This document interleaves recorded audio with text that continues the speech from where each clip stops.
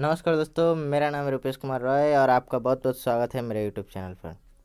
आज का हमारा टॉपिक है फॉरफीचर ऑफ शेयर। हम लोग शेयर फॉरफिट करते हैं ना। बहुत बच्चों के मन में ये डाउट्स आता है, कंपनी शेयर आखिर फॉरफिट करती क्यों है। ये सब सवाल जानेंगे, उससे पहले जान लेते हैं फॉरफीचर होता क्या है। फॉरफीचर का मतलब होता है पेनल्टी, फाइन या फिर आपने गलतियाँ की या बातें नहीं मानी कंपनी की, उसकी रिगार्डिंग आपको कंपनी फाइन मारती है। तो कंपनी की आपसे क्या बातें हो सकती है। सपोज आप शेयर होल्डर हैं और आपसे यही बातें हो सकती है कि आपने टाइम पर पेमेंट करनी है। आप चाहे कितने भी बड़े शेयर होल्डर क्यों ना हो, लेकिन कंपनी की टर्म एंड कंडीशन को नेगलेक्ट करना और उसके कॉन्ट्रैक्ट को ब्रीच करना, ब्रीच मतलब होता है तोड़ना। कॉन्ट्रैक्ट आपसे यही रहता है कि जब आप शेयर खरीदते हैं और इंस्टॉलमेंट में जब शेयर खरीदते हैं, तब इंस्टॉलमेंट की जो ड्यू टाइम है, ड्यू डेट के ऊपर में आपको इंस्टॉलमेंट की पेमेंट टाइमली करनी है। और जब आप टाइमली पेमेंट नहीं करते हैं तो कंपनी इसके लिए आपको सज़ा देती है कि आपका शेयर आपसे छीन लिया जाता है। मतलब अब आप कंपनी के मेंबर नहीं रहे। सर सर सर, मैंने जो पैसे दिए थे उसका क्या? वो पैसा डूब गया। मतलब वो कंपनी आपको पैसा नहीं देगी और शेयर भी नहीं देगी। अगर नॉर्मल मतलब समझें, फॉरफीचर का मतलब होता है कैंसिलेशन या टर्मिनेशन। ठीक है, ये आम बात है कि इतने सारे शेयर होल्डर में कोई ना कोई शेयर होल्डर ऐसा होता है जो ड्यू डेट पर पैसा नहीं देता है, बाय डिफ़ॉल्ट हो या फिर by any reason, I don't know, लेकिन टाइमली पैसा नहीं देता है। जब कंपनी को टाइमली पैसा नहीं मिलेगा तो उसको शेयर इशू करने का क्या फ़ायदा।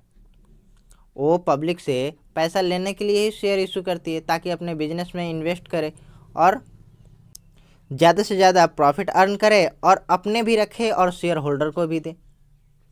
एग्जैक्टली यही होता है। लेकिन जब आप टाइमली पेमेंट ही नहीं करेंगे उसे, तो शेयर होल्डर का ये फॉल्ट है।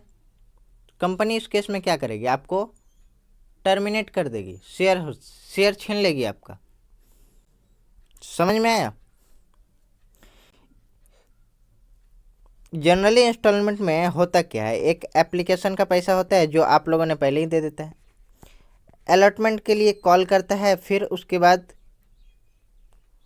शेयर के अमाउंट के हिसाब से कंपनी कॉल करती है। तो बहुत बार ऐसा होता है कि आदमी एप्लीकेशन का पैसा दे दिया, अलॉटमेंट का भी दे दिया, लेकिन कॉल का बाकी रख दिया। कंपनी ऐसे केस में उसको 14 दिन के लिए एक प्रॉपर नोटिस देती है। शेयर फॉरफिट होने से पहले 14 दिन का एक प्रॉपर नोटिस देती है कि आपका शेयर हम लोग फॉरफिट कर लेंगे। आपके पास 14 डेज का समय है, आप जो ड्यू पैसा लगाए हैं आप उसको क्लियर करें, वरना शेयर आपकी गई। ठीक है, अगर आम भाषा में बात करें, if any share fail to pay the amount on any call, his money is forfeited और withheld by company in the called forfeiture of share. जब कंपनी आपसे आपका शेयर छीन लेती है, तब उसी छीने हुए एक्शन को हम लोग बोलते हैं फॉरफीचर ऑफ शेयर।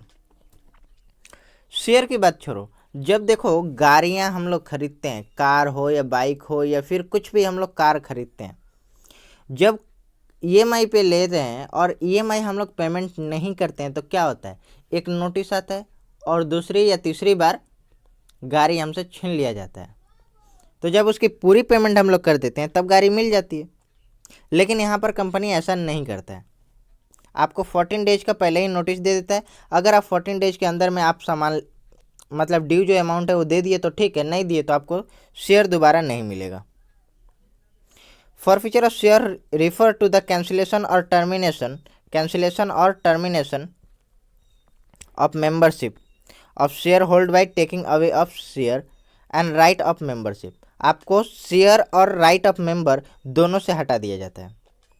इसकी अकाउंटिंग ट्रीटमेंट क्या होती है?